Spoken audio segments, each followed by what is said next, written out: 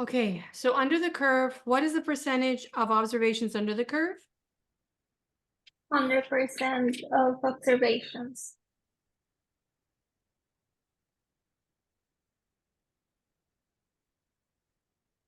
So how many are on the left of the arrow that I put here?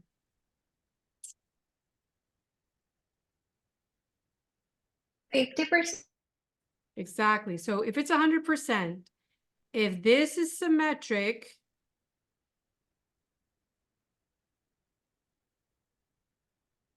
well, let me use a different color. If it's symmetric, and I'm assuming I have an excellent representation of the data or all the data, then it means that here are 50%. So let me show you the notation that I'm going to use. We can talk about 100% of observations being under the curve.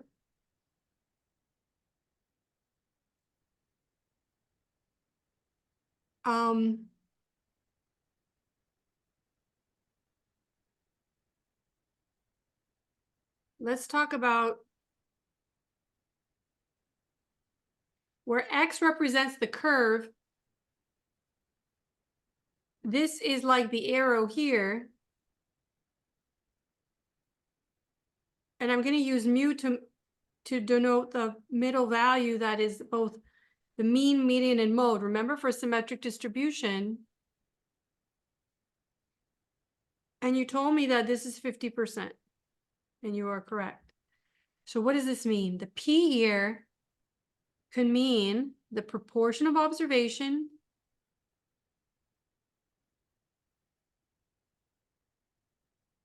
it can mean the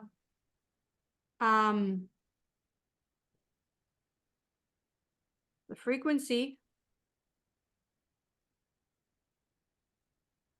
It can mean the, or let's be more clear, relative frequency, right?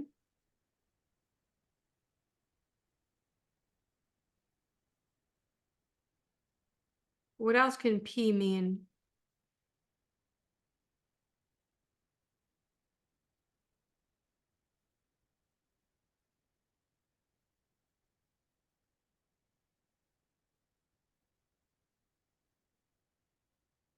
It can mean the percentage. Everybody okay with the P? And it can also mean probability or chance.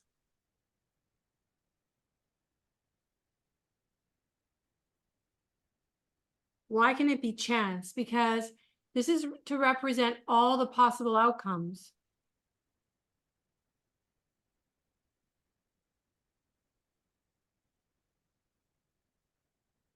So since it's idealized, since we're imagining that it represents all the data,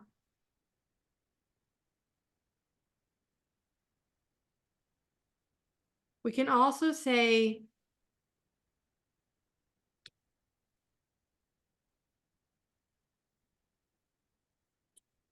that it's 100% of possible values under the curve.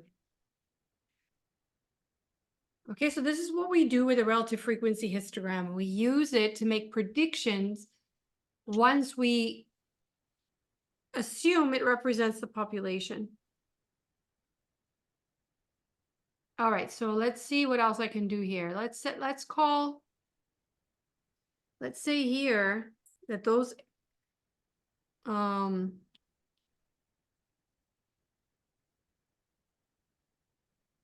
that these observations or values represent 10%. How will I write that? And I'm going to call this little x star. You can give it a value. Like I call this one 64, so I could do that. I could say px less than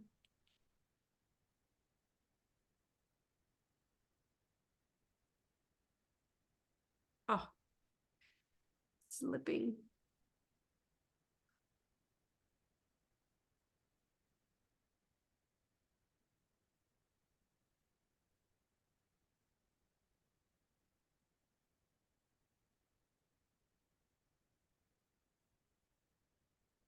So here I can call this X star, let's give it a number, we'll just say it's 50. So how would we write that? P X, meaning the curve, less than 50 is equal to 10%. Or you could write 0.1.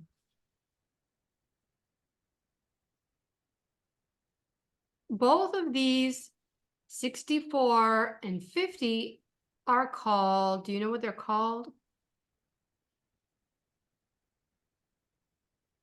They're values of X.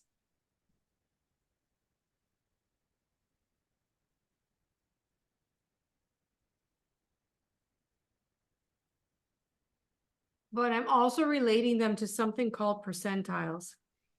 So another way of saying this is 64 is the 50th percentile. What is a percentile? So by definition in my notes, the P percentile is the value with P% of observations less than it.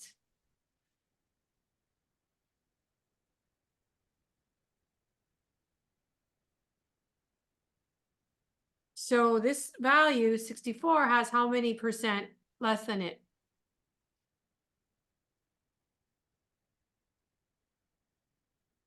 $50 or less, so we could say 64 is the 50th percentile. What about the number 50? Oh, unfortunately, I use 50, not to be confusing. So what is the value 50? Which percentile?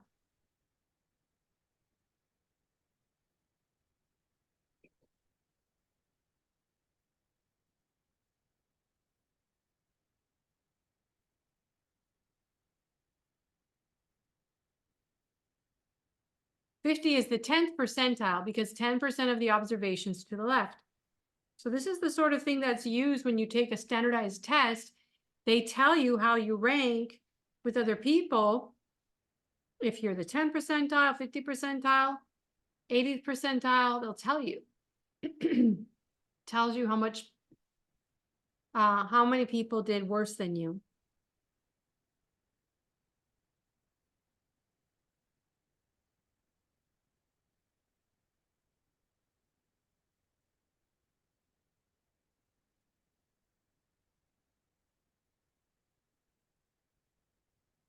What would I call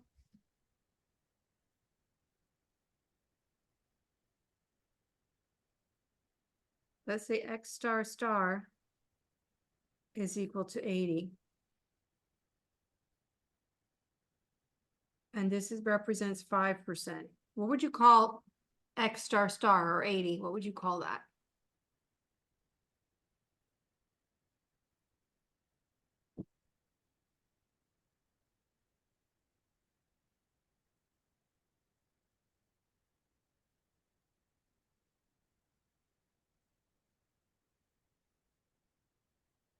The 95 percentile. Very good. Very nice. So this is 95% here because it has to total 100. So we would say that this value, 80, has 95% of the observations less than it.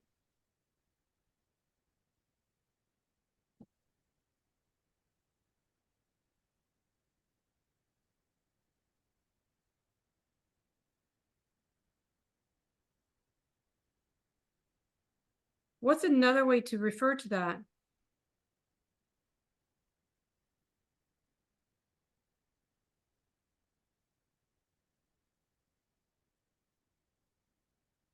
Sometimes in performance evaluation, and students sometimes they want to know if they're in the top 5% or the top 10% or the top 20. It's another way to refer to it. So 80 is in the top 5th percentile. Okay, and we can also write that.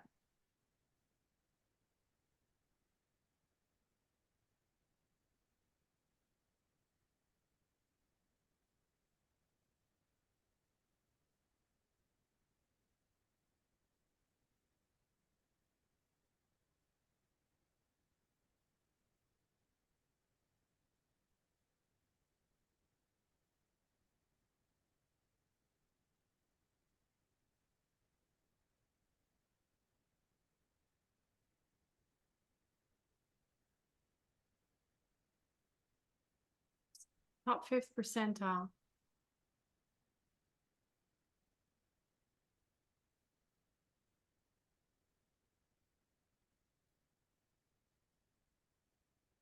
All right, so that's my notation for percentiles using the relative frequency histogram. Are there any questions about it? Hi, Claudia. Hola, buenas noches.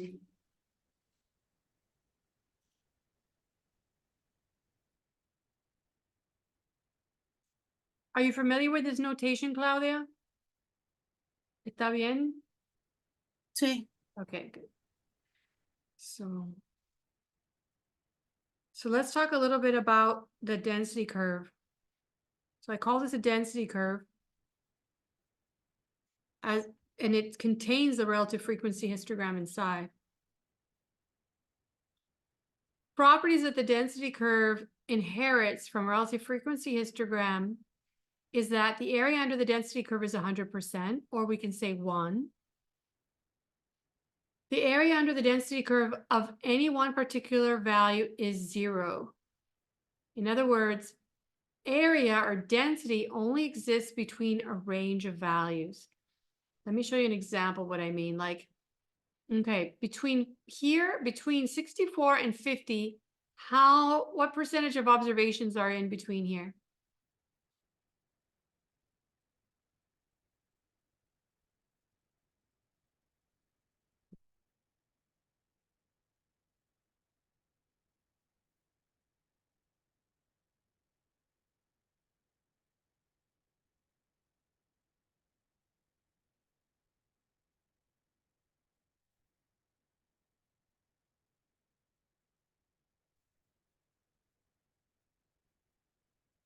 What percentage of observation are between here?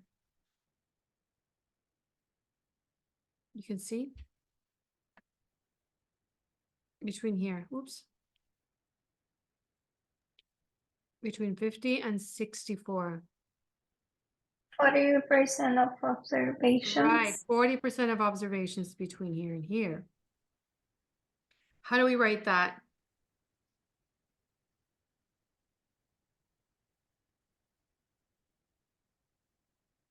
We put X in the middle. We put the lower value.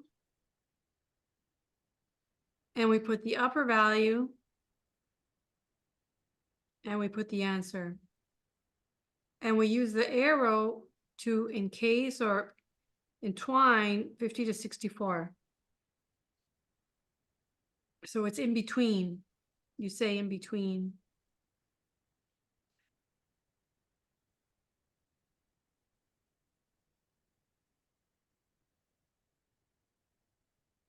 Oops.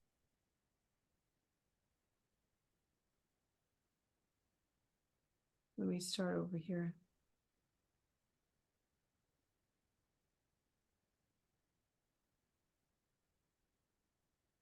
And the answer is 40%. How did you get 40%?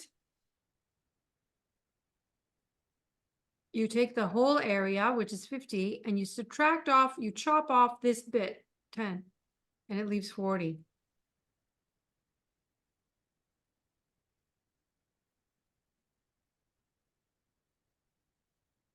We'll talk more about that later. So you can find area from to the left, to the right, in between But at a value, because this is continuous, we say there's no density at any one value. It's continuous in the sense that there's a 50 here, and the next value over is what? Is it 51? If it's continuous, it's not necessarily 51. It could be 50.00000001. Okay, so this is like a continuous infinite number line in between any two values. There's infinite values. So to deal with this issue, we only calculate area between points or values, and the density curve of any one particular value is 0. So for instance, the P of 50, x equals 50 is what? 0. Okay. So if I ever ask you for the proportion, probability, relative frequency at a value, you know the answer is 0 when x is continuous.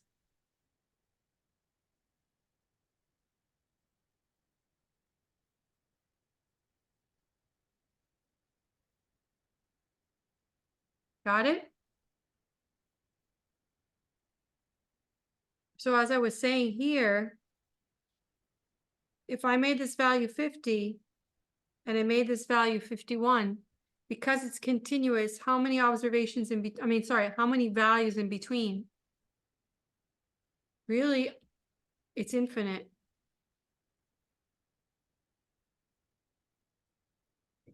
Not probability. I'm not talking about probability. I'm talking about values. So at any one particular value, it's hard to have any area. Area doesn't exist at one value. It would be touching all the other values around it. Okay. Anyway, so just accept that one.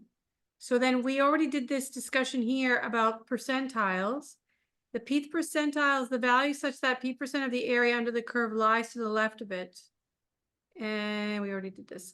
Be careful with the symbols. This means greater than, and this means less than.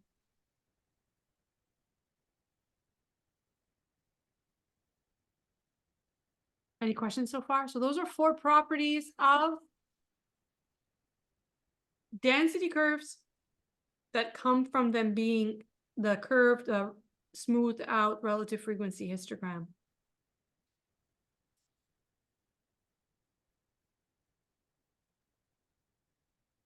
Anytime in my notes that I write this, it's because I have a video there on this topic. All right, so because density curves are idealized, we imagine that we have all information possible in the variable when we are smoothing out the underlying relative frequency histogram. When density curves are symmetric, we have a special name for the center mean of the distribution. We call it mu. That's reserved for the mean of the population. Since we have a symmetric distribution, we assume the population data will be symmetric, and therefore we would use the mean as a measure of center. We also have a special name for the spread or standard deviation. We use sigma, the Greek letter S, lowercase sigma in Greek. So if we have data that exhibits this shape, it has like a mirror around the center. Whatever's on the left is also mirrored on the right. It's the majority of values are around the center. And whatever happens on the higher values, whatever proportion there are, the higher values, there's just as many of the lower values.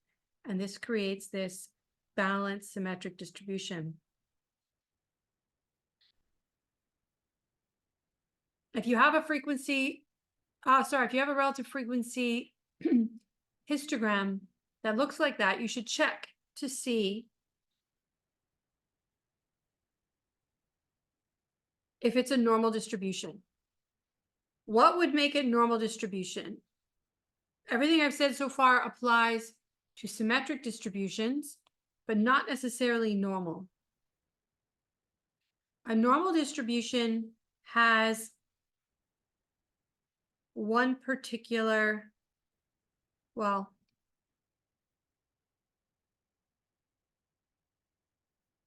it has it. Okay, so the normal distribution has a specific layout of the distribution. First of all,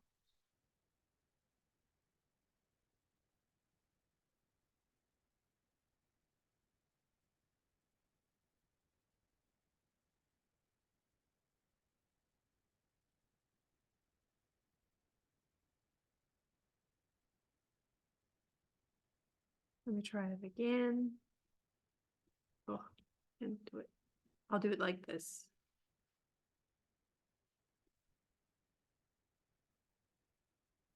A little bit more to the right.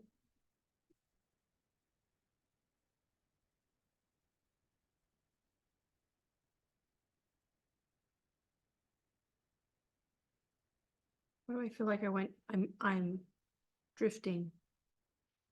I'm drifting away. Okay, so that is even on both sides. What I've done doesn't look even, but okay.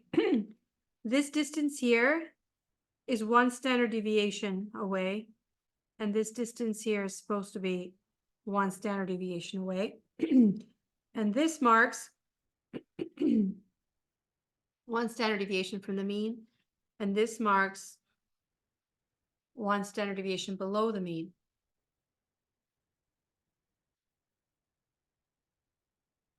So within one standard deviation of the mean are 68% of the observations. If that's true, and after that one standard deviation, this is like an inflection point, and then the curve starts to turn up like that. It's supposed to be the same on both sides. And I'm going to draw another break, another standard deviation. So this is going to be mu plus 2 sigma. And this one is going to be mu minus 2 sigma. We're going to put numbers on this in a moment. For now,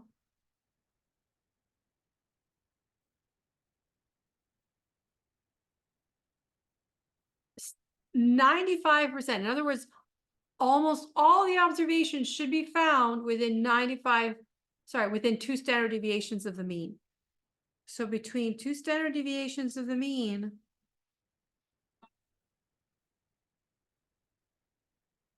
you should find, I'm going to lower this here.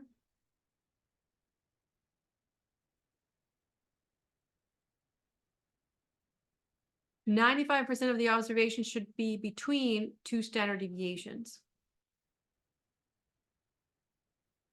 And the third criteria or requirement is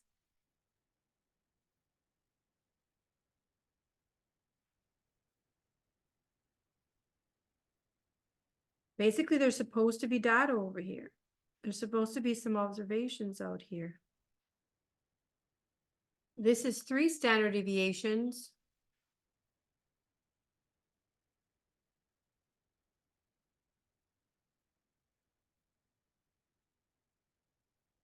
And between 3 standard deviations, does anybody know how much has to be there?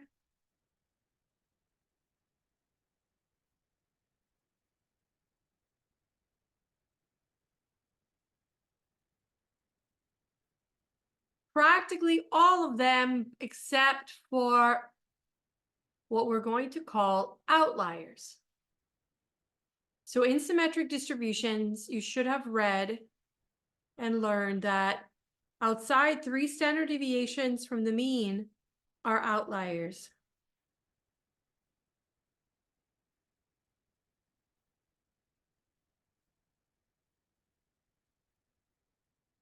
These are observations that are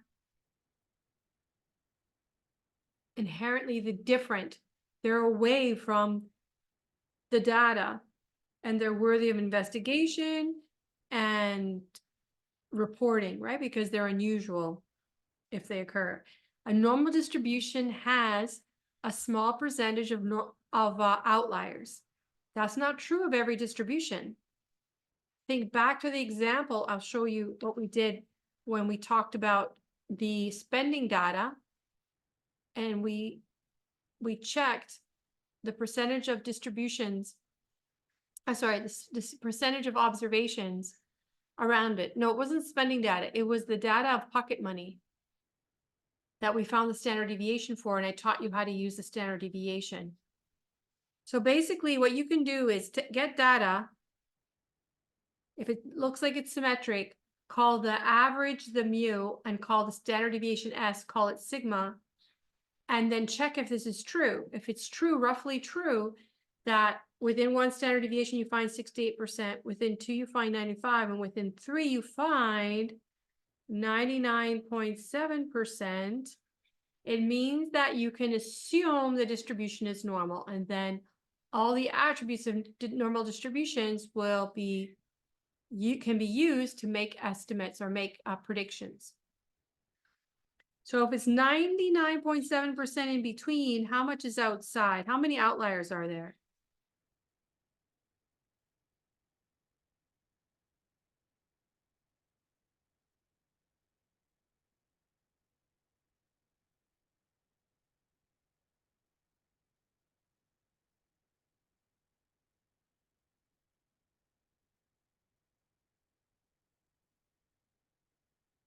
So 0.3% outliers, what does it mean? Let's say our sample size was 1,000. How many outliers would you have?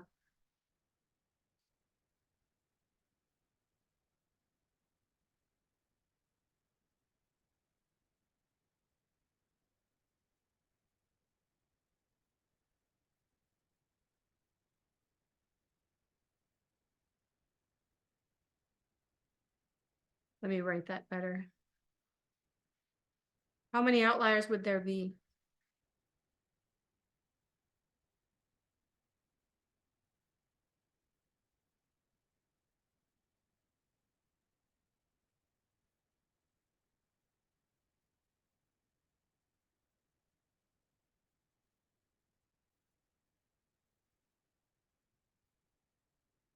Remember, percentages are per observation.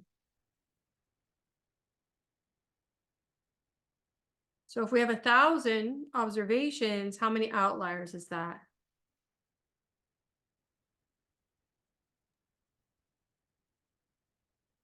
Okay, so something like 3 outliers in 1,000. So if there's 10,000 observations, how many outliers?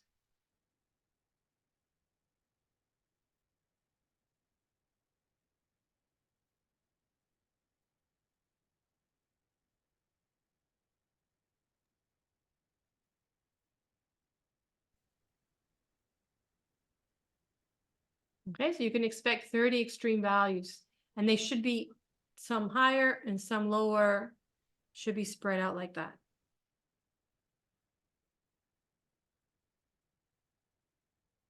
Questions?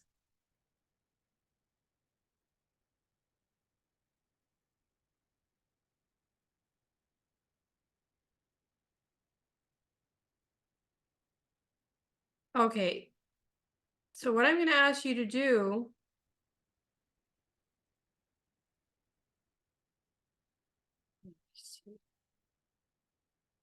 I want you to do this for,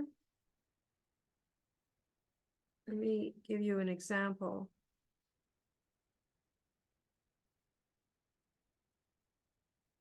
Okay, here's my example.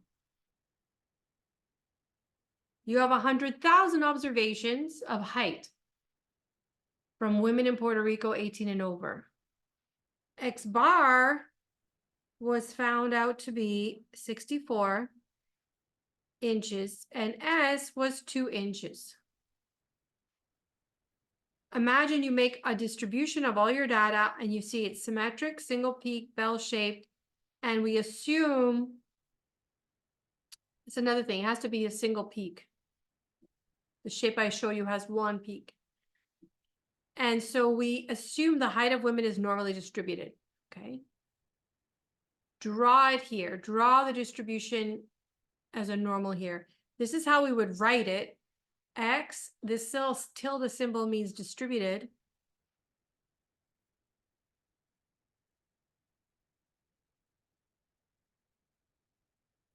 Normal, and the first number is the first parameter, 64, and the second is the second parameter, standard deviation, 2. These are called parameters because they are the characteristics that I will say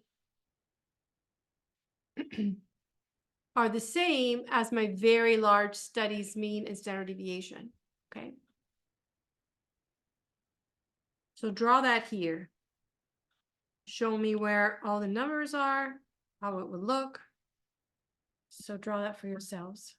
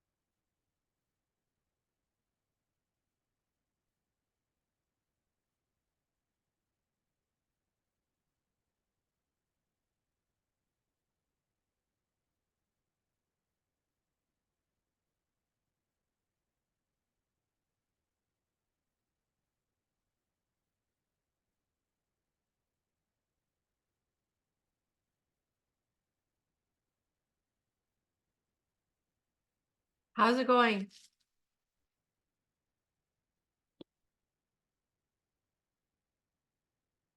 So I'm going to start doing this. Okay, the center is at the mean of 64. You know what I'm going to do? I'm going to take it away from here and do it on another page.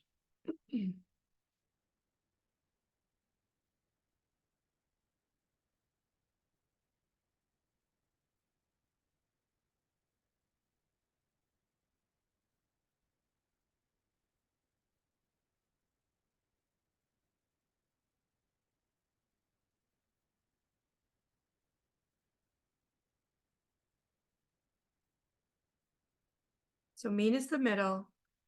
I'm going to make this interval the standard deviation.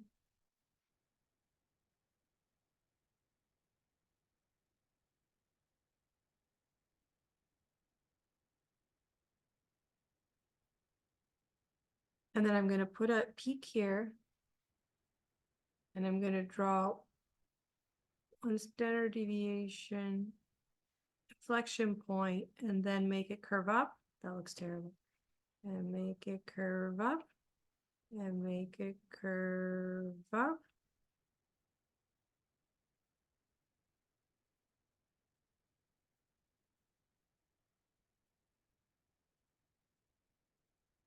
And then this is here and here and here and here and here and here.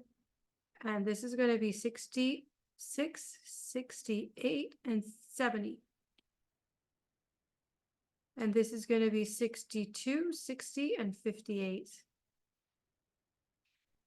So between 62 and 68 are 60% of the observations. Between 60 and 68 are 95% of the observations. And between 58 and 70 are 99% of the 99.7% of the observations. And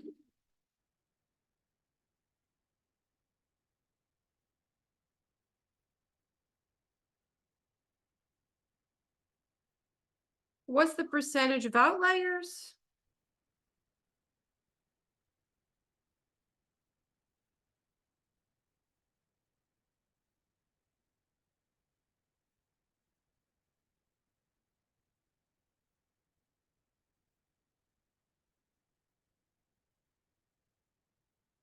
It's 0.3, right? And there were n of 100,000. So how many outliers would there be?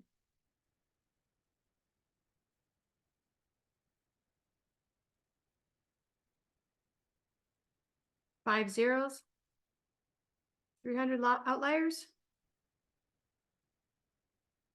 Maybe 150 outliers here. And 150, it has to be balanced, outliers here. That's what you would expect to be able to call this a normal distribution.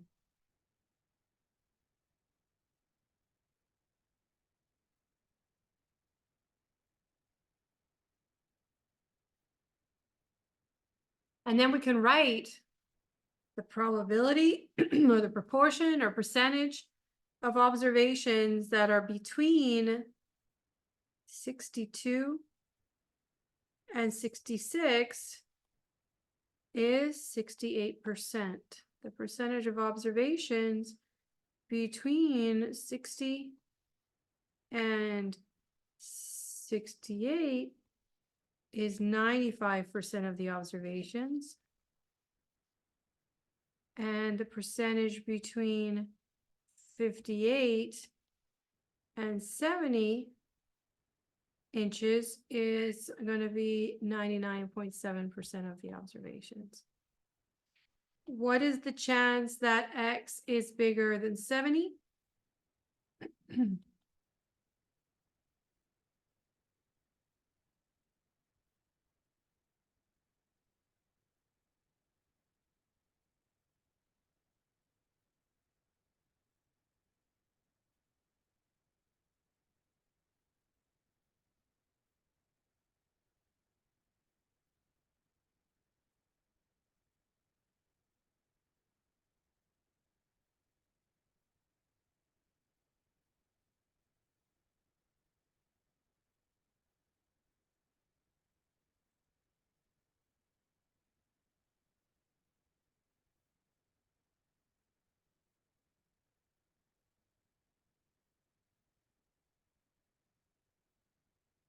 It's going to be 100 minus 99.7% divide by 2.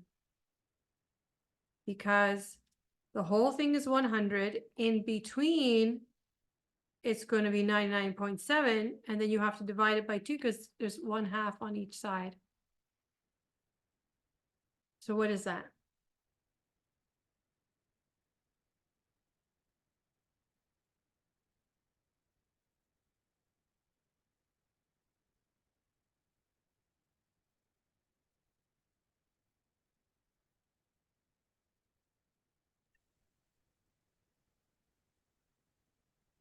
0.15%. What's the probability that X is less than 58?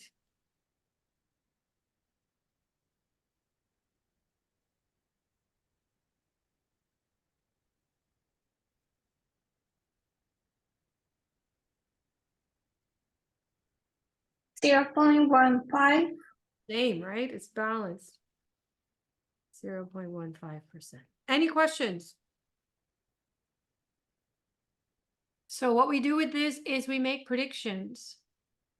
What's the chance that a woman walking in the room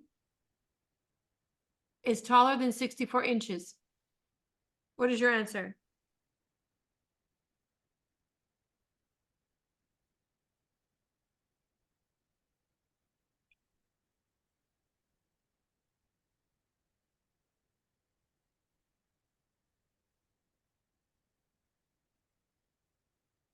I have hiccups.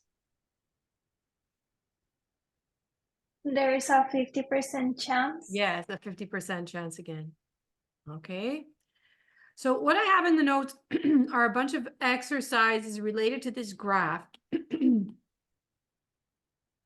I'm going to skip those tonight, but you should look at them if you don't understand what I'm talking about. But there are all these exercises here that you can practice and practice. What is this? What's the chance that X equals 82?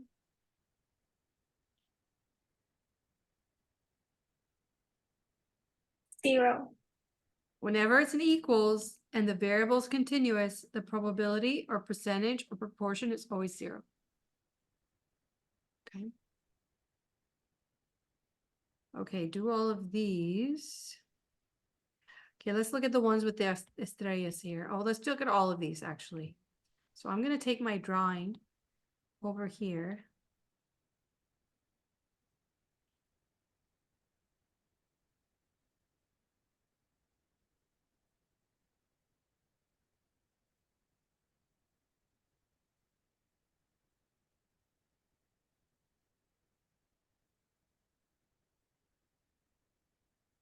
Okay.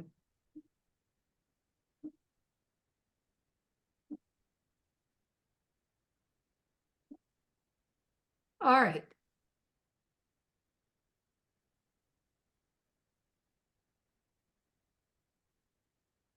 Okay, so this is a little bit different.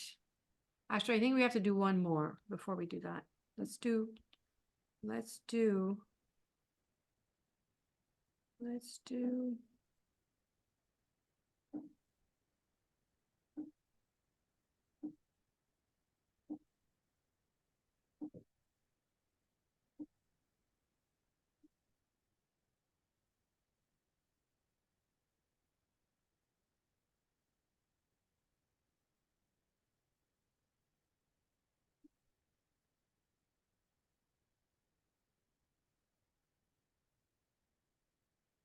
Okay, so we have between 60 and 68, 95% of the data, right?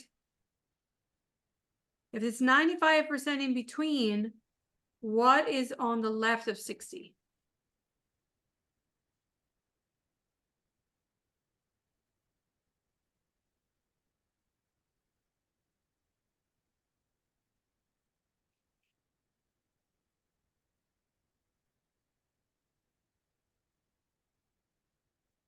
What would be here?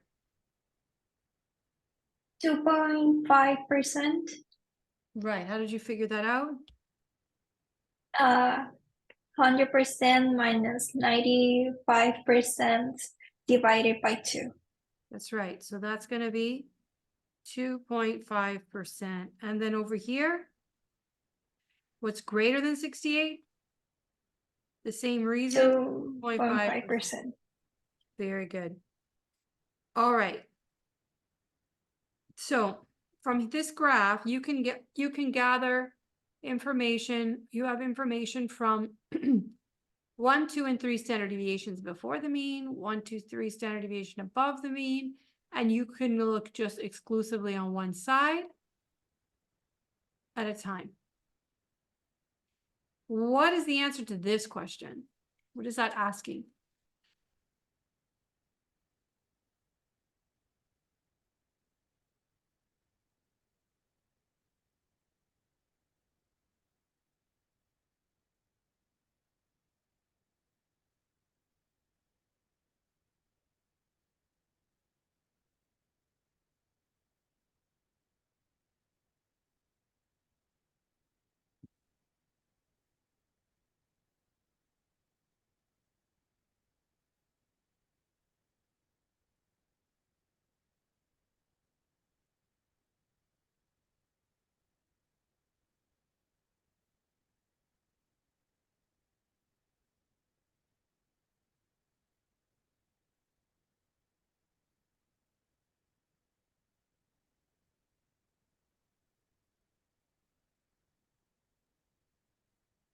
So this question is backwards.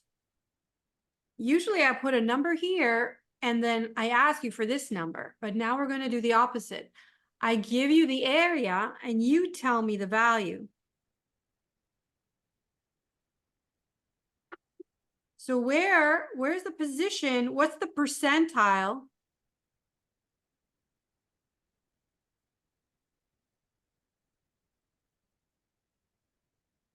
Find the 97.5th percentile. That is what it's asking. What value is such that 97.5% of the observations are below it?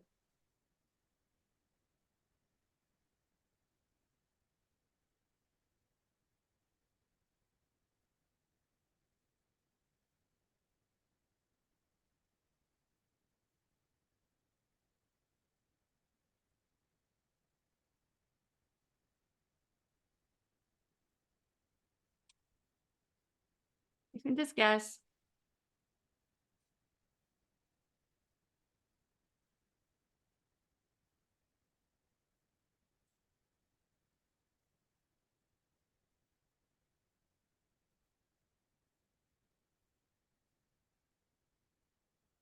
$69. 69, no. Close.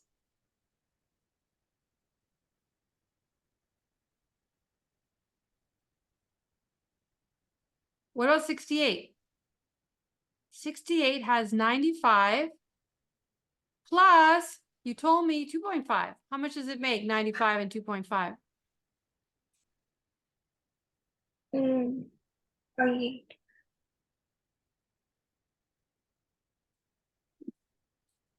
97.5. Okay, so you had the right idea that X will have to be 68. Now you should feel uncomfortable. I think you guys feel uncomfortable. What are we doing here? Guessing. There is a systematic approach, but for now, I'm just showing you how to get the values out of here, and I'm going to introduce you to a more systematic way to do this. But as long as the value you're looking for hits at one of the greater deviations from the mean, you can answer questions about the area in between. And vice versa, you can answer, given area, you can answer what the position is or what value is the percentile. Okay, so this is an example of a backward problem.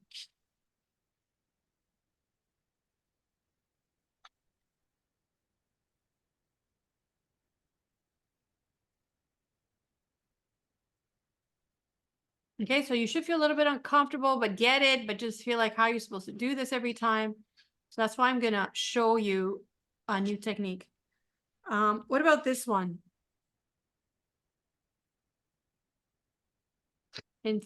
From 55, which is somewhere around here, to 65. Do we know that area? 55, 65?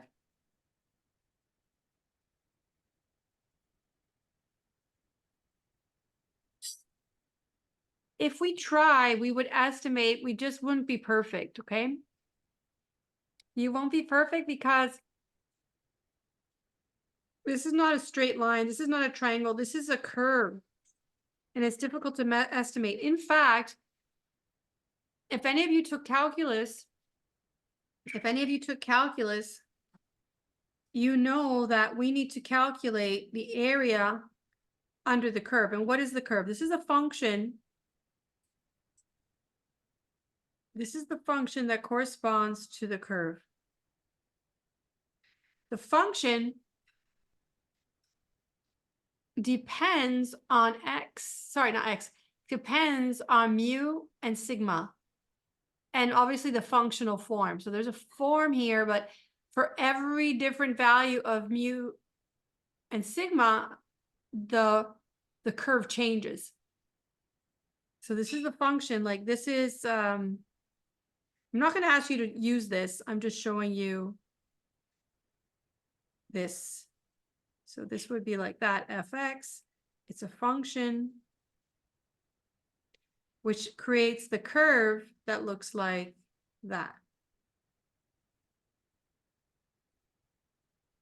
If, you know, this is x and this is y. This is the function here. Now, depending on the sigma,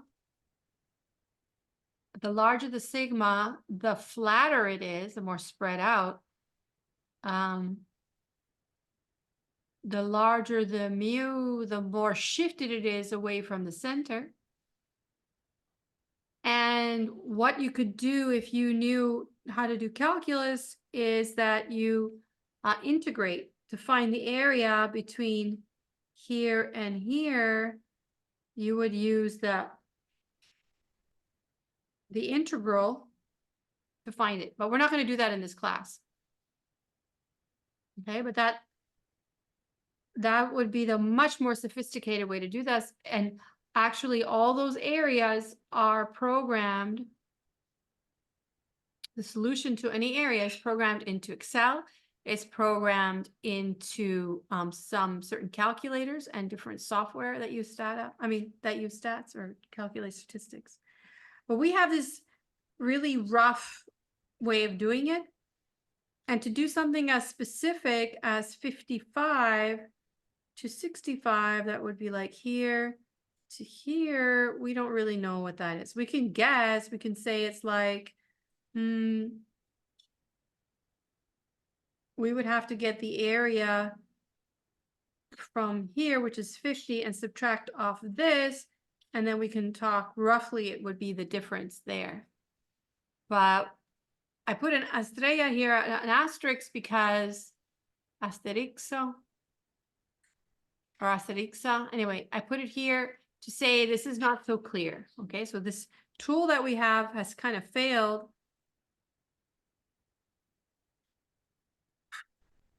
It's insufficient. What is the tool I'm talking about?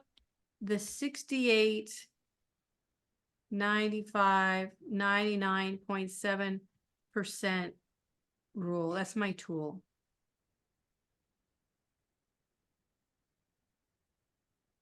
I didn't spell insufficient right. Insufficient.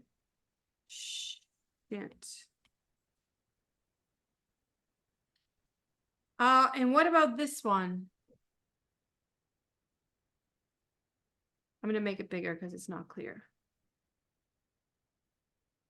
It says find the positions, beginning and ending, that have 68% of the observation in between. Well, we know one pair. We know that between 62 and 66 are 68%, right? We know that.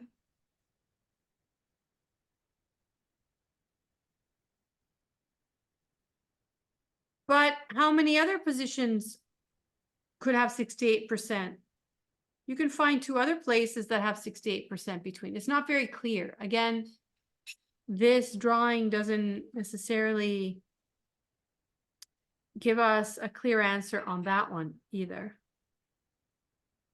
But one example would be x1 is equal to 62 and x2 equals 66.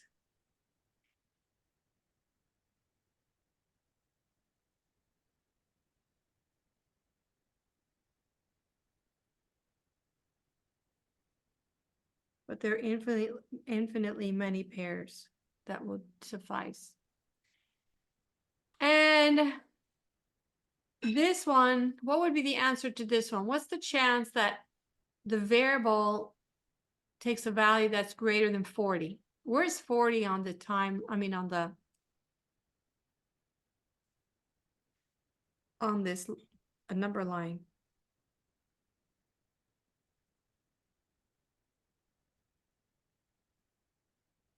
Where's 40? 64, 62, 60, 58. 40 is way over here somewhere.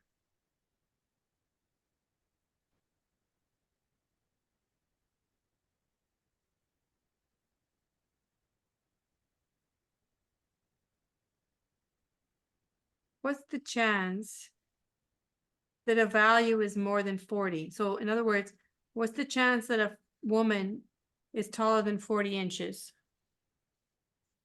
What would you say?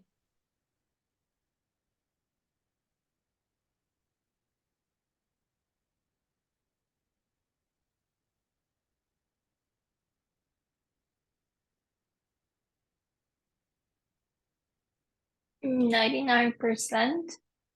How about 100%? Right? Because we know between here and here are 99.7. If you're going to go all the way to 40, you pretty much have 100%. Okay. So I'm just showing you that's logical that, you know, most women, all women are more than 40 inches tall.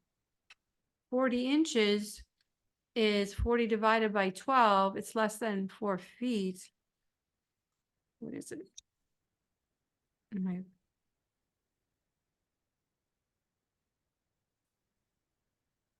Yes, 3 feet. So 100% of women are taller than 3 feet. Close to 100. I'll be careful because there are some outliers that I'm not sure about. We'll just say close to 100%. There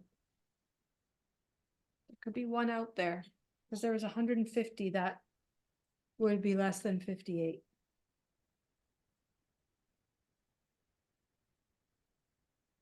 Okay. Any questions for me? It's 7:30. Want to take a 5-minute break? 5-minute break? Yes. Okay. See you back here. I'll pause the video.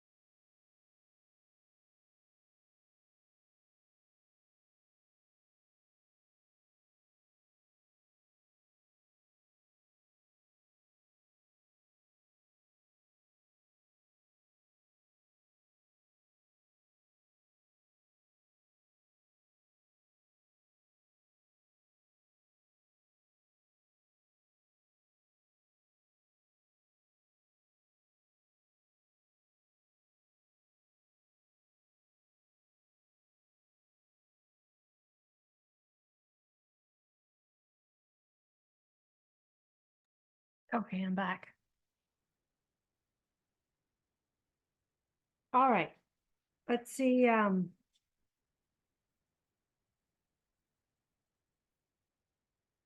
what next? So I now introduce our new tool, our tool to solving questions about predicting possible outcomes of a normal distribution. We're going to use what's called the standard normal distribution or the standard normal density curve. The standard normal density curve is a normal distribution with a mean of 0 and a standard deviation of 1. So what I want you to do is draw that. Notice that because it's going to be our tool, it has a special name. We use the letter Z to denote the standard normal density curve. So in the space here, I want you to draw the standard normal density curve where the mean is 0 and the standard deviation is 1.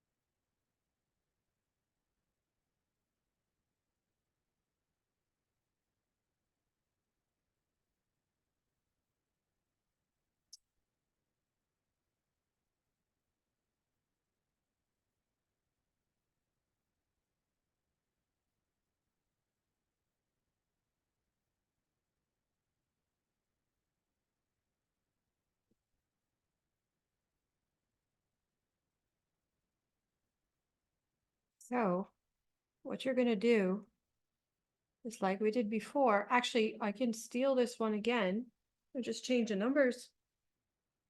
That's all I have to do.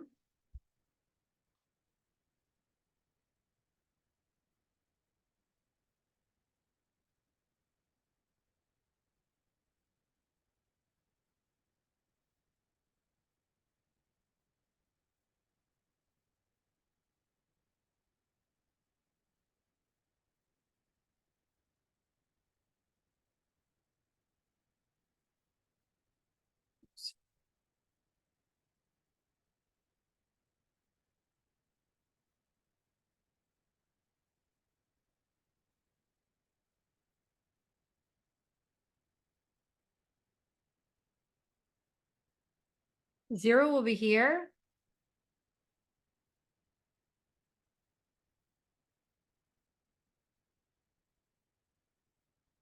Because that's the mean.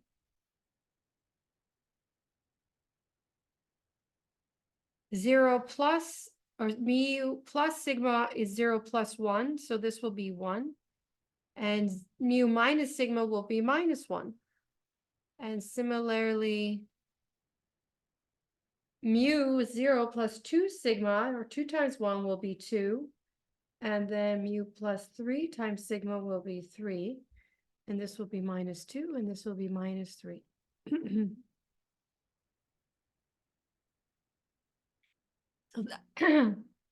So what's so great about this? What is the interesting thing about this? Why is it called standardized?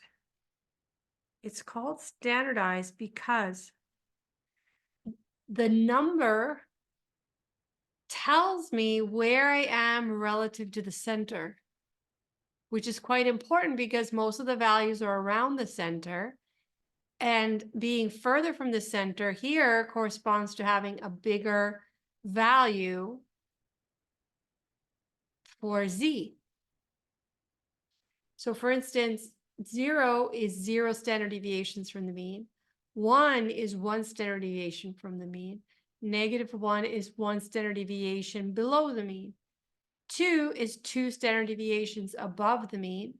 -2 is 2 standard deviations below the mean. So that's how we that's how we interpret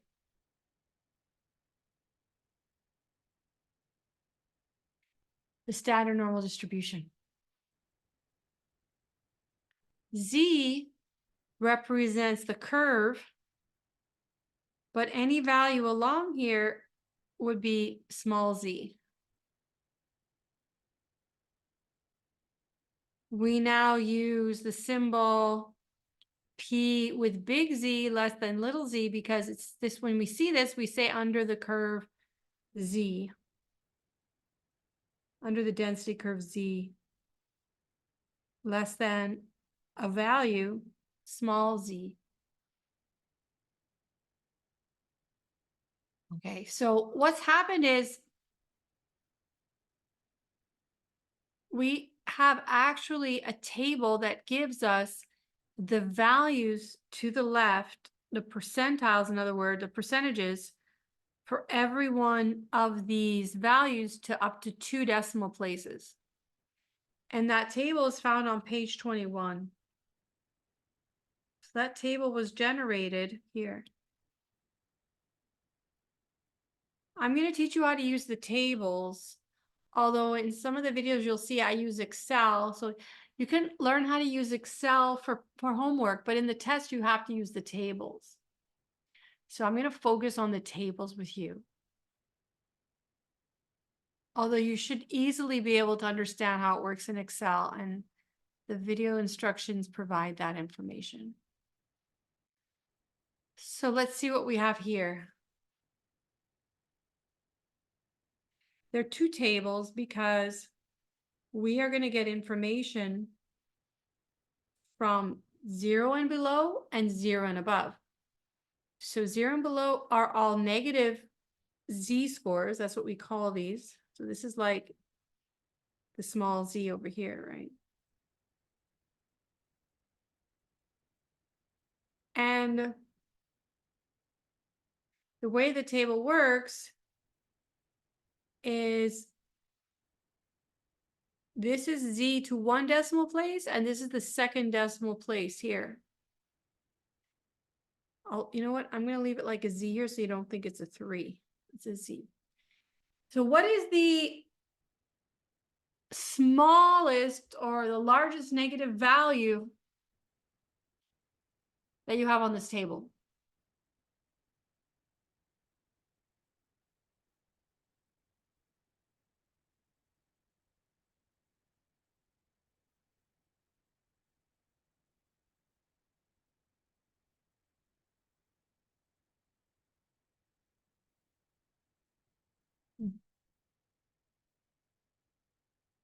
What's the largest negative value you have on this table?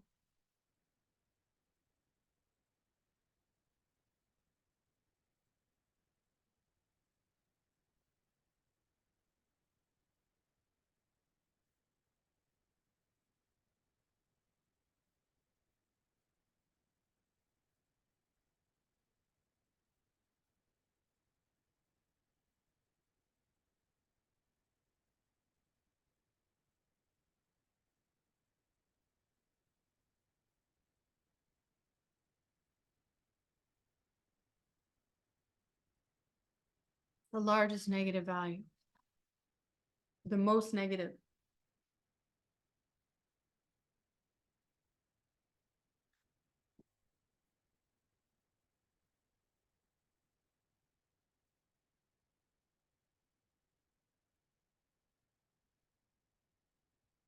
No idea?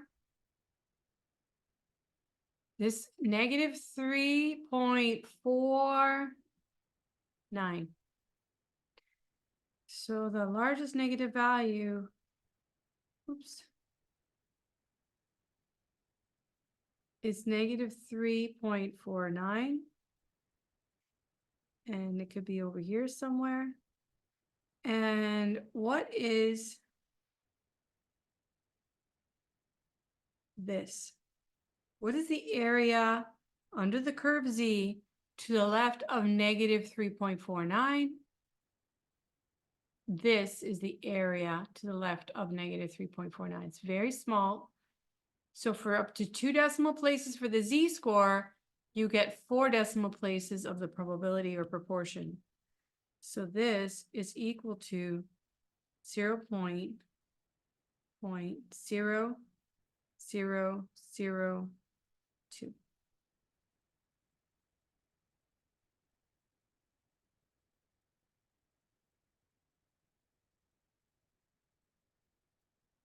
What if Z is equal to 1? What is the area to the left?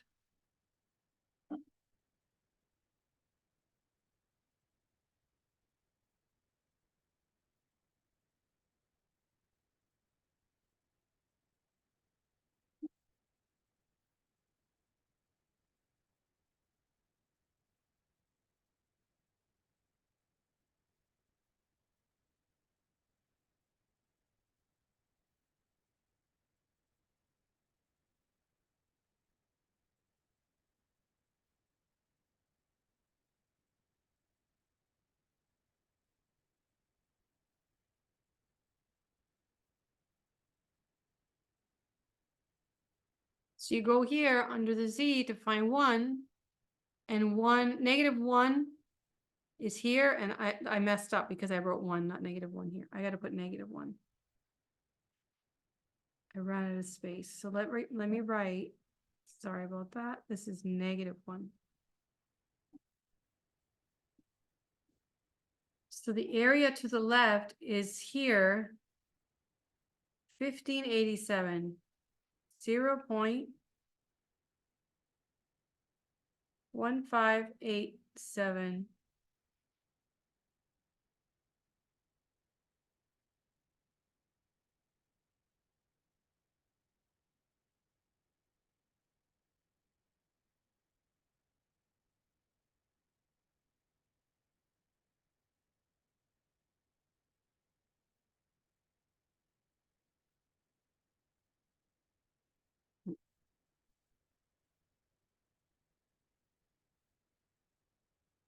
It's not writing up that high. I have to lower it.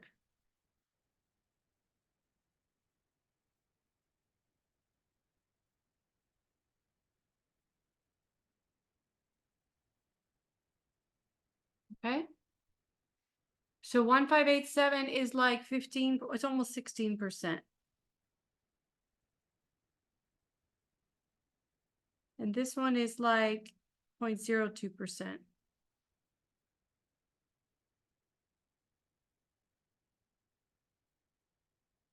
I'll leave it. That's how you use that table. Notice as I move away from 0, I go in this direction. Or you can say, as I go up from negative 349, I move towards 0. So you can see that here. I have to actually go backwards to go up. Go backwards. And then there's more area on the left. I have to go like that. Like reading in Hebrew or Chinese, Asian languages, you read backwards, which hurts my brain, but must be a great reason for it. Okay.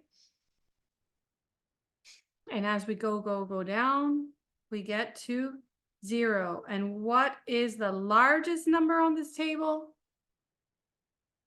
0 with 50% on the left.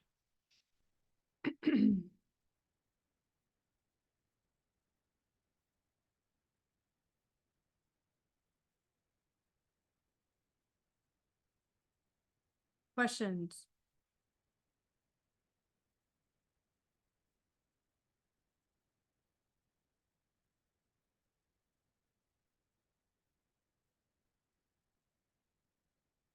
Let's look at the positive table now.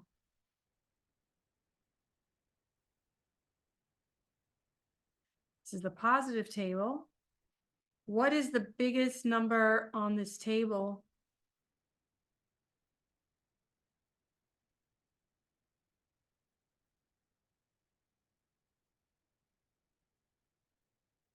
Negative 3.49. Negative 3.49 is the largest number on this table. Not negative, sorry, positive 3.49. So the table tells us the area to the left. I'll make it higher like that. What's the area to the left of 3.49? In other words, what's the proportion of observations of under the Z density that are less than 3.49?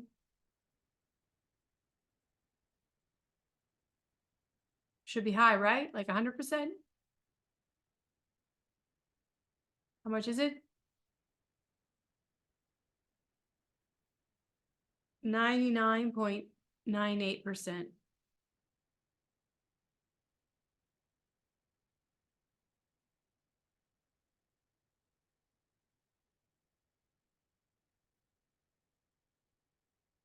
And what's the smallest number on this table? What's the smallest Z score or Z score?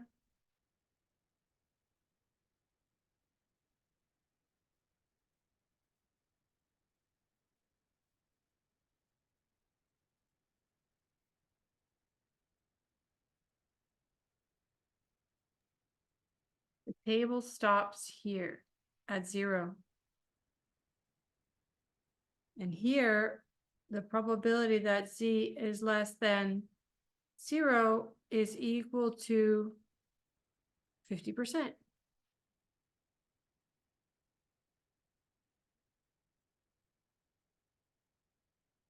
Or 0.5000. Okay, so it all makes sense, right? So what if Z is equal to 1?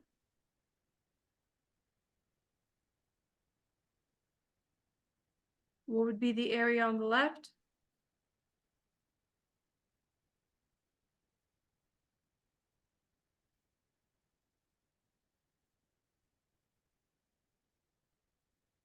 You go here to 1, and you see it's 84.13. So the table always gives you a percentile, always gives you the area to the left.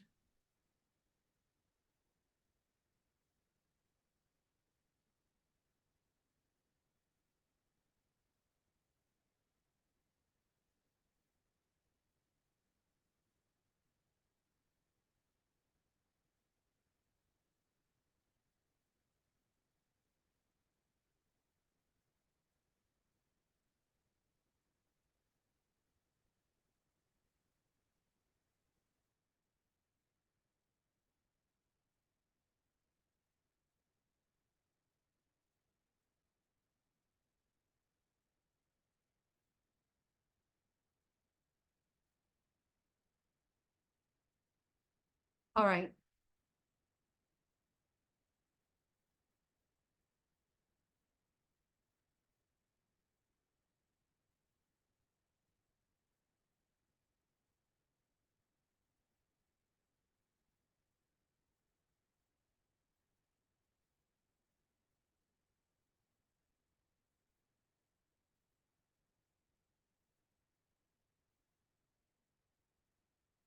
So now what do we do? So now, oops, I left. So now we have a new tool to answer problems.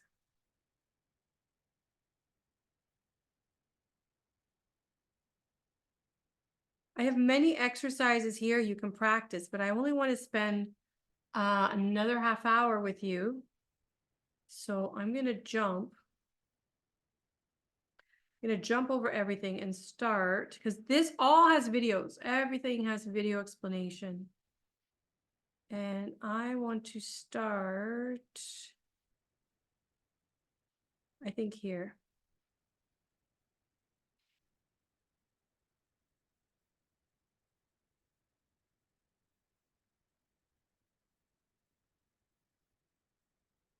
So why did I teach you about the Z standard normal distribution?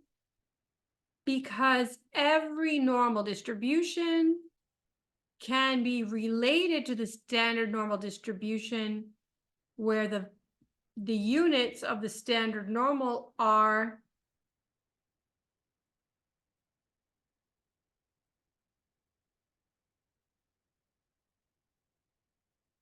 standard deviations from the mean. Those are like the units of it, okay? Although you can use inches or percentage or points or whatever variable or units that you want for your variable, you can then transform what we call standardized values to talk about how many standard deviations from the mean they are. So if we go back to our original drawing, which was here,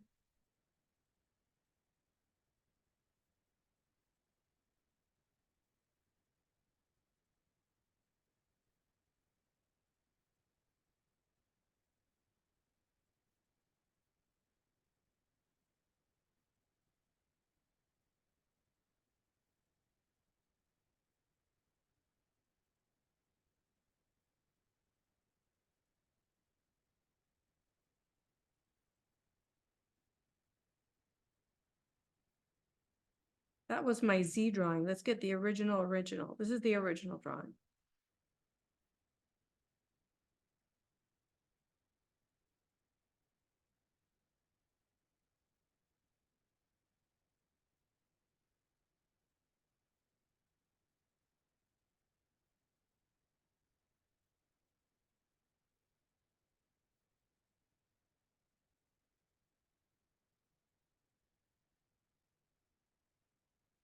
Okay, so I put some space here. How do I get from this curve to this curve down here?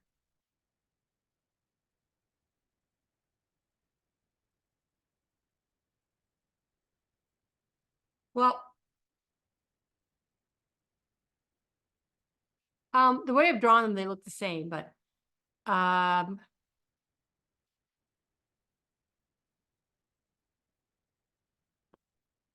are different. I'll redraw this one down here. Okay, so this one is 64 inches, right?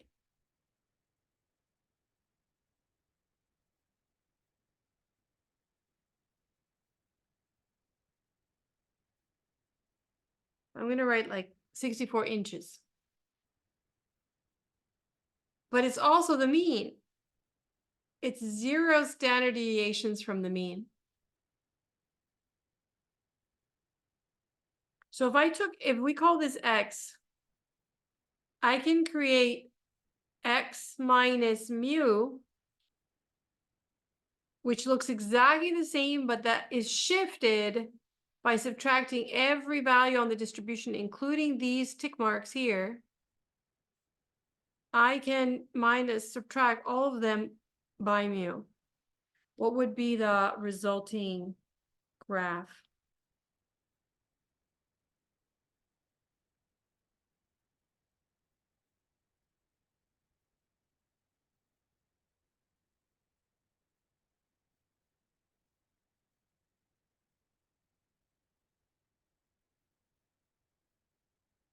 I'm not gonna do this properly.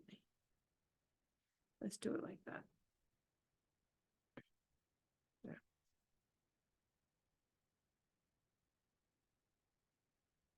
I want to make it the same size. I'm just going to cover that up.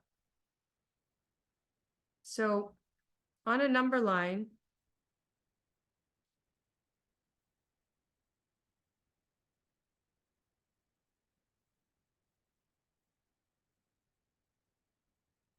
let's subtract every value by mu.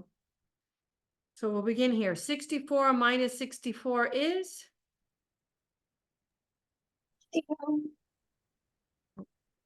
0.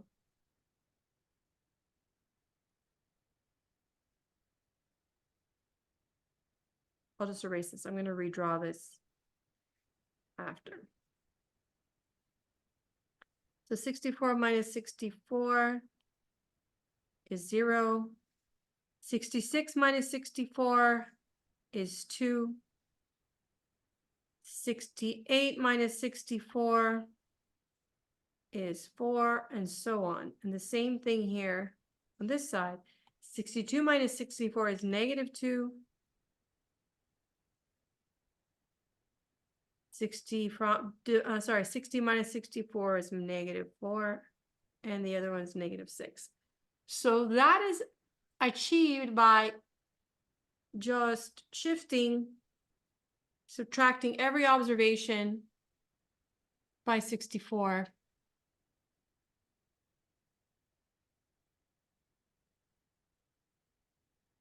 But how do I get the standard normal? To get the standard normal, I have to convert this. I have to divide it into groups of standard deviations. I actually have to divide every value, including these larger tick mark values, by sigma.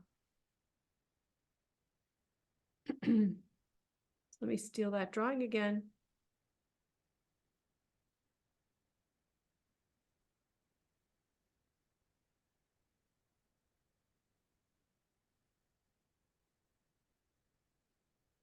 One more time.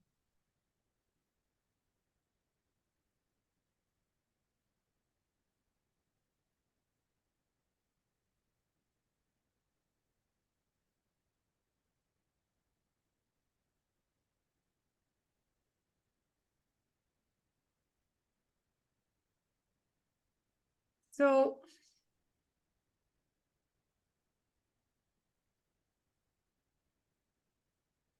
I want to get this, but what's going to happen is, I mean, this looks almost like that one. So I actually have to divide every value by 1. So I'm going to make it narrower, and it's going to end up being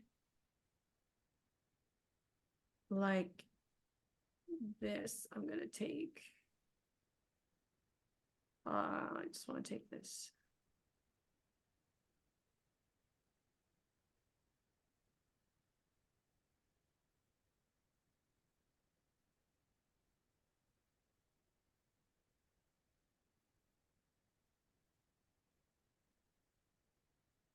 So 0 divided by, so I'm going to draw x minus mu divided by sigma, or what we call is z, the standardized distribution. And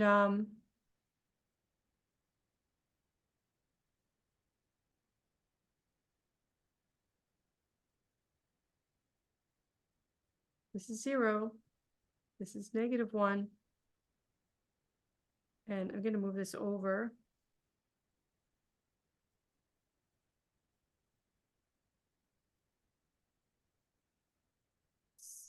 So this, right now, this is supposed to be 68. How will I make 68 if I'm dividing this by sigma, which is 2?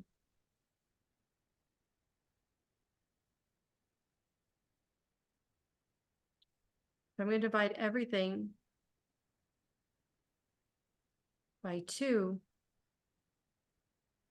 So how will I have 68%? It's going to have to be more peaked, right? It has to be. So I'm going to move this. No, I won't be able to separate it. I'm going to move it down. Erase this. All right. So it's going to be tighter, but the same logic I used before, I need to fit 68% in there. So it's going to be really steep, like this. So that's going to be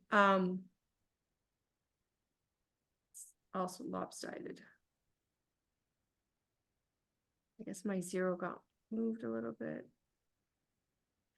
That's supposed to be 0. Anyway, so this is my distribution. That's much more peaked. and tighter. I'm gonna make it even tighter, like that.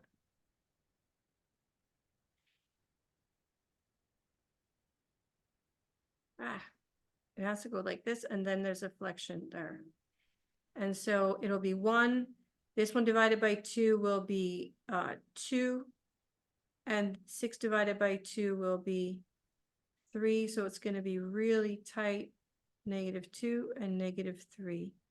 And this should be much lower because it has to have many less. So you get what I'm saying, I hope. So I'm struggling to draw this. My video is better. That's why I have the videos. They took me a long time to make these drawings. All right. And so this should be 68 in here.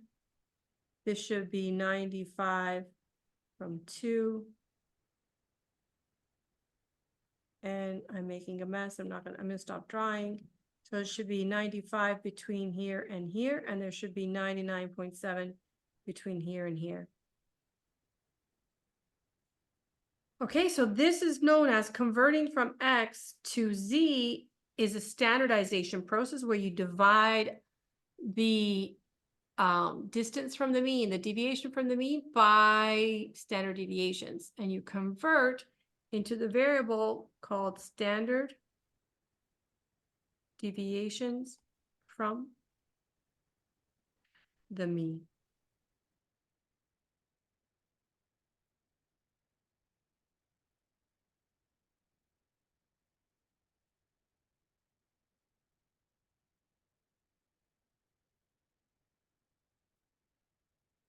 So what we have to do now is answer questions doing that. So here's my first example. So I'm skipping over all those things and getting right into the meat of things.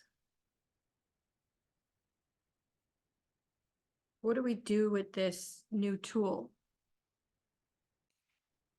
So whether or not you like basketball, I think you know who Michael Jordan is. Michael Jordan's height is 78 inches. Whereas men in general have a height on average of 69 inches with a standard deviation of 2.8. So it means that most men, 68% of them, are between like 66 and 72, right? One standard deviation. And I'm rounding. Rebecca Lobo is a very tall, or was a very tall basketball player in the female league, the women's league. So she's 76 inches. And you compare it to women, other women, their mean height is 63.6, so like 64 that I was using, and a standard deviation of 2.5. Given all this information, who is relatively tall for their gender? Who's relatively taller? Michael Jordan or Rebecca Lobo? So what you need to do is to convert these values into a common unit, and that's why we'll use the standard deviations from the mean. So we're going to calculate first the z-score for Michael Jordan, which is x minus mu over sigma. And then we're going to calculate the z-score for Rebecca Lobo, which is x minus mu over sigma. But we're going to use men here, and we're going to use women's information here. So for Michael Jordan, it's 78 minus 69 over 2.8. And for her, it's 76 minus 63.6 divided by 2.5.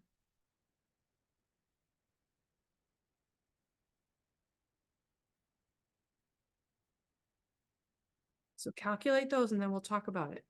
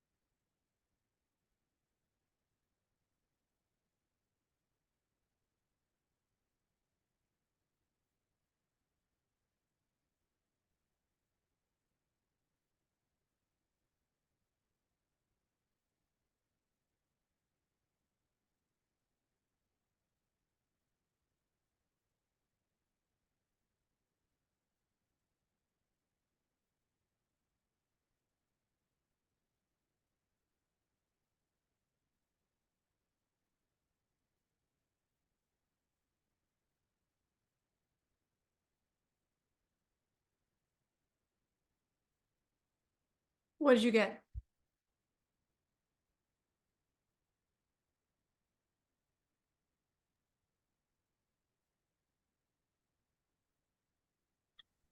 For Michael Jordan is 3.21.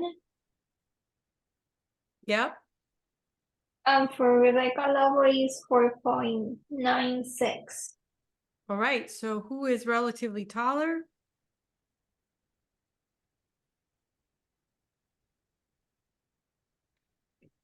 So she's much Rebecca taller. As a Lover. woman, she's much taller than other women. So this is how we use the tool, standardizing, assuming it's normal, assuming the distribution is normal, we do this.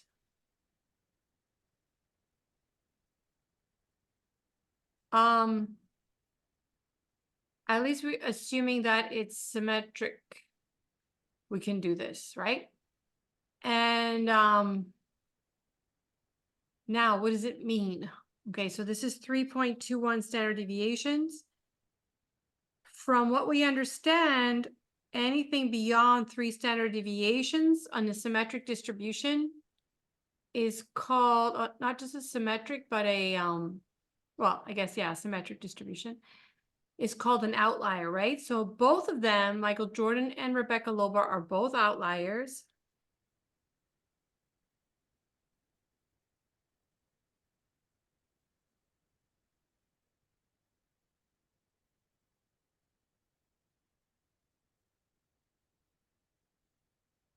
But she's much more outlier. She's much more out there.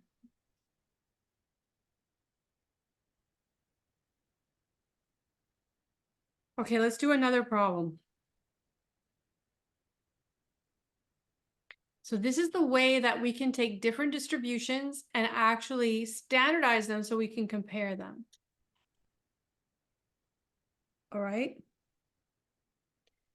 So here's another example. Look at these two individuals. They're both trying to get into college, but they wrote different entrance exams. Eleanor wrote the SAT. Gerald wrote the ACT. Who has a better score? Do the same thing. Eleanor got 680 on average. Candidates get 500 with a standard deviation of 100. Gerald got 27 on average on the ACT. Individuals get 18 and with a standard deviation of 6.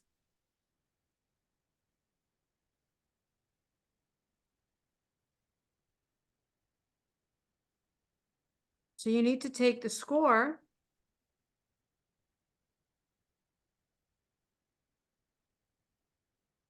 of 680 and standardize. And you need to take the score for Gerald and standardize.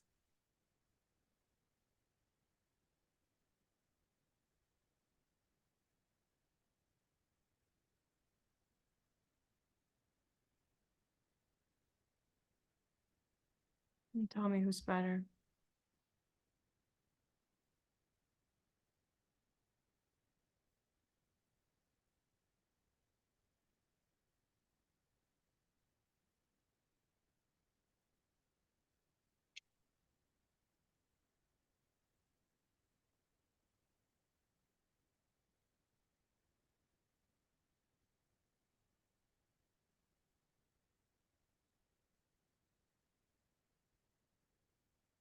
Eleanor is better.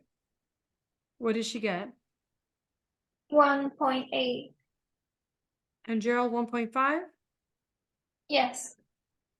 So Eleanor is better. She's higher than he is relative to candidates that wrote their exams. Very good. So now we're going to figure out with the number of 1.8 standard deviations from the mean, knowing that we have a normal distribution, we can find the percentile for each score. So this involves you going, this is the small z on the table. So you look it up and you find the area to the left that is in the chart.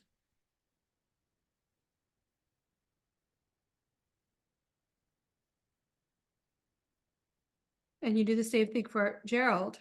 Now, she's still going to be higher than him. It doesn't change the answer, but it depends what they're asking. If they want the percentile, they're asking for something different. They're not asking for who's better. So you have to answer that question. So I'm going to go look for 1.8 on my table. 1.8 is here on the positive table and corresponds to this number here. 9713. 9641. So that means that she did better than 96.41% of her peers.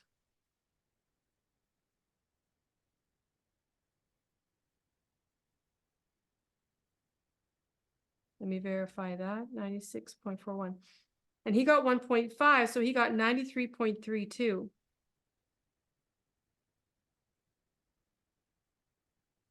Like, they're both in the 90s, but if it's very competitive, this difference will matter, right? She did better.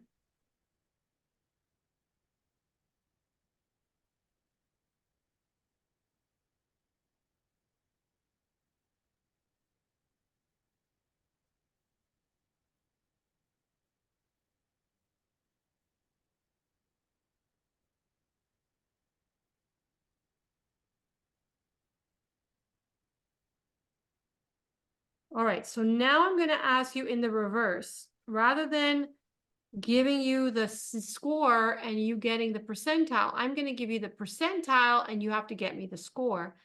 Because this is backwards, you have to operate in a backwards fashion with the table. Rather than looking for the z-score on the margin, you're going to look inside the table for the percentage and then get the z-score. The z-score is not the same as the x-score. So we have to transform, we're going to have to backwards transform from z to x. We know how to do that because we know that I'm going to put it in blue. Z is equal to x minus mu over sigma. Or in other words, I can isolate for x by, well, let me do a step. If to isolate for x, I would do z sigma x minus mu. So x is equal to z sigma plus mu. Or I'm going to write it this way. Z sigma plus mu.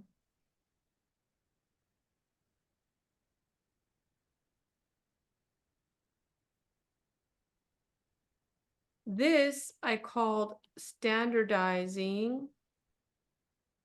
This I will call unstandardizing.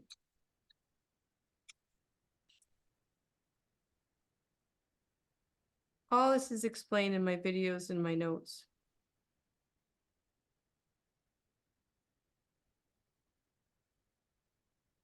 When you standardize, you convert from whatever variable into standard deviations from the mean, z. When you unstandardize, you convert from standard deviations from the mean back into a variable with different units. So try this one, and then I will show you how to get it.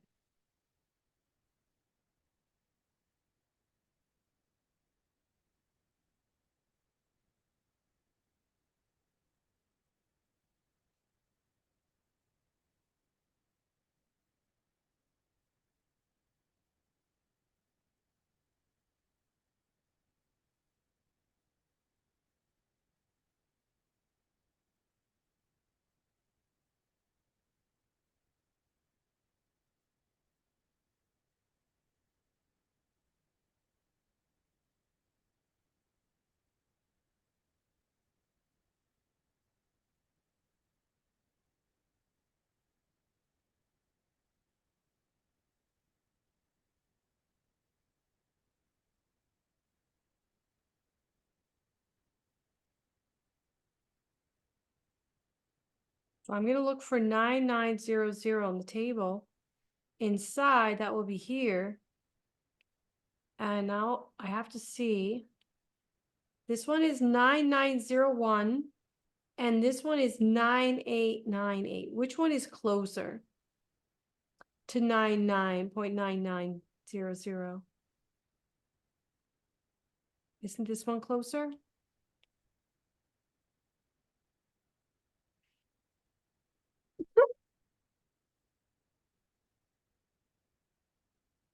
That probability corresponds to 2.33.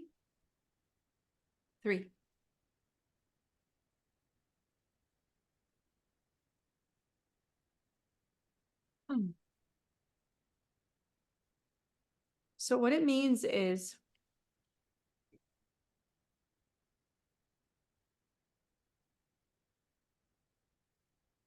if we're using the Z distribution, we found that at 0.9900, Z would be closest using the table to 2.33.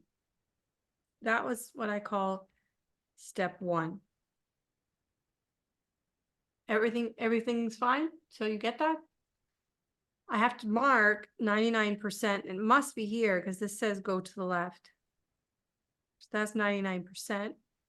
So I have to find this. I'm going to put a question mark.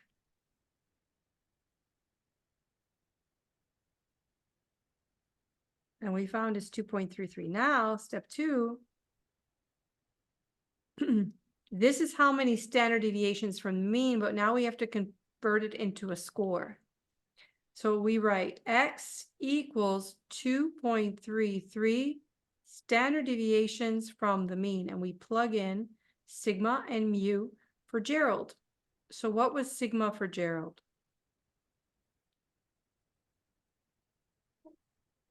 6. 6. So sigma for Gerald was 6, and mu for Gerald was 18. So we can calculate the value of X for step 2.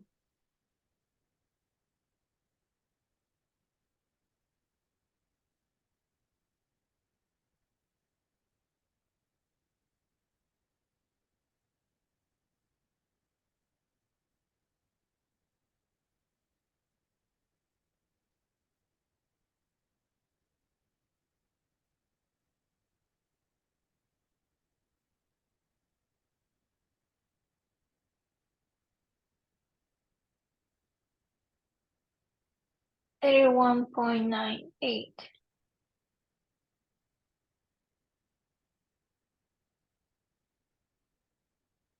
31.98. And this was score, so that was his score. And it's not inches or any other unit. Just 31.98 is the score. So very good. So we'll do one more and then we're gonna go. Unless you have questions for me. Try this one. So we did everything. We did a little bit of everything. You just have to, you can go through the videos to finish the notes or just start attempting the exams. And all the exercises.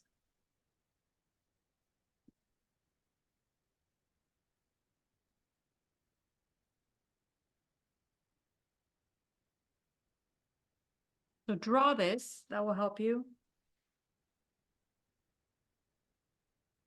That's my recommendation when you have a backward problem to draw it. I mean, you always should draw, but really need to draw when you have a backward problem.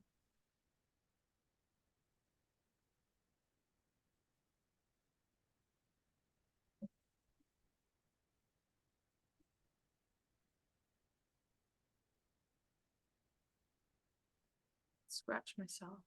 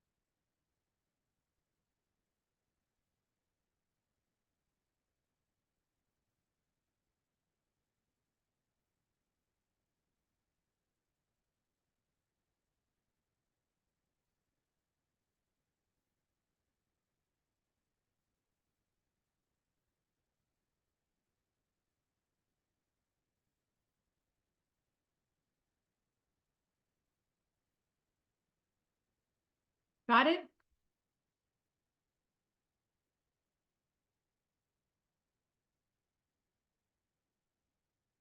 So the question is,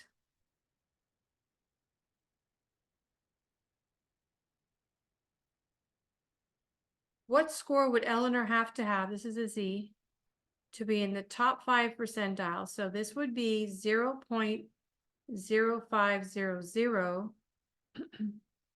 On the other hand, this would also be 9500. So the question is, what is Z? That's step 1.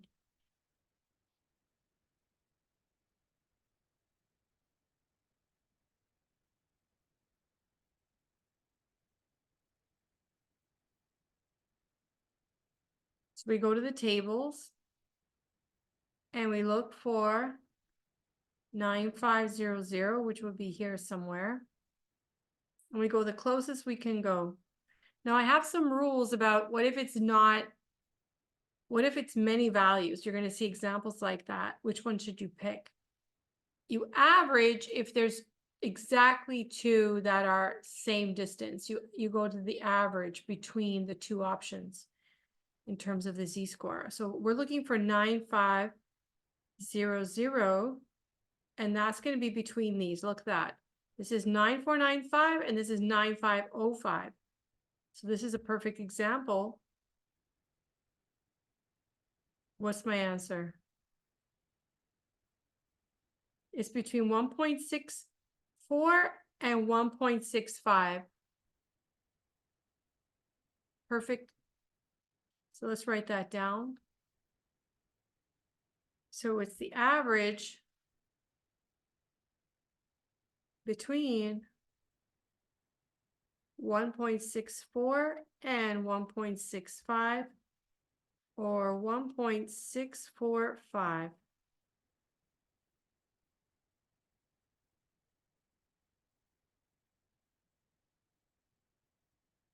So X equals, we're going to repeat what we did here. Now we're going to convert 1.645 standard deviations from the mean. We go back to see Eleanor's parameters.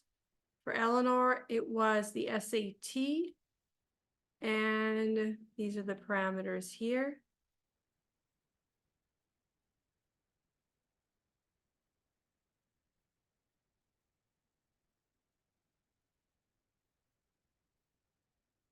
Can't touch anything. So the mean, sigma was 100. And the mean was 500. And so your answer is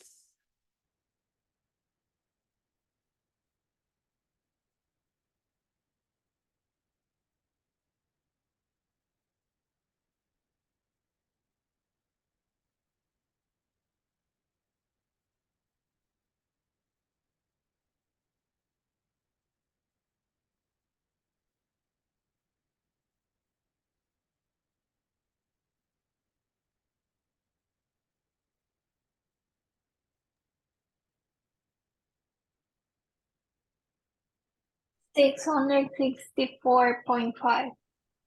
654.5. 64, like 664. 664. 664. This is 100. Yeah, I see it now.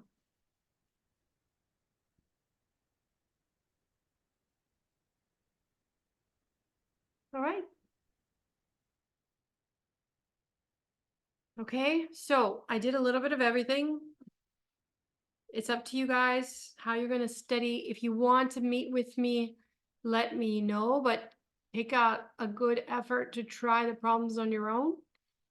And then you can tell me where you're getting stuck or having questions. Next week, let's meet in the classroom at 6. Unless you have any questions, I'm going to give you the test at 6, and you can stay until 9 o'clock if you want, but you should be able to finish the test in an hour and a half. Okay?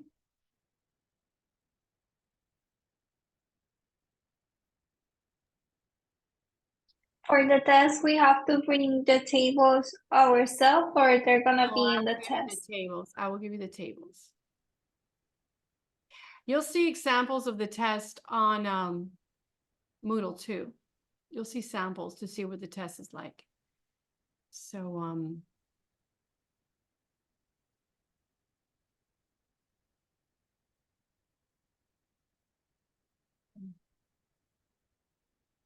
so these are old exams. Oh, it shut me out. Hold on.